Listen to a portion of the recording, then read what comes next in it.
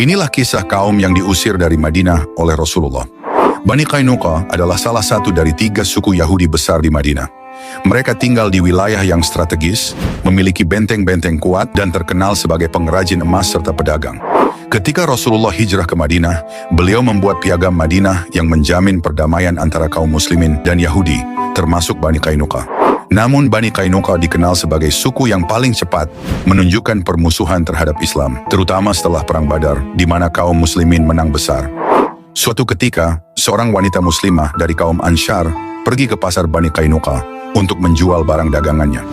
Ia masuk ke toko milik seorang Yahudi sambil menjaga auratnya dengan sempurna. Orang-orang Yahudi mulai mengganggunya dan mengejeknya secara verbal, namun ia tetap tenang. Salah satu lelaki Yahudi secara licik mengikat ujung jilbab wanita itu ke bagian belakang. Sehingga saat ia berdiri, auratnya tersingkap dan para lelaki menertawainya. Wanita itu menjerit karena malu dan marah.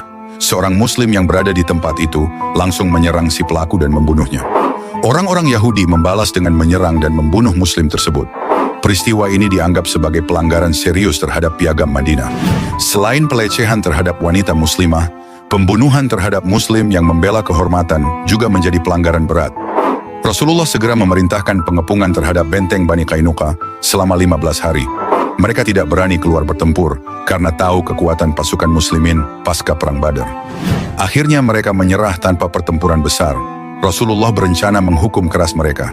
Namun Abdullah bin Ubay bin Salul, pemimpin kaum munafik, memohon kepada Rasulullah agar tidak membunuh mereka, karena ia memiliki hubungan perjanjian pribadi dengan Bani Qainuqa.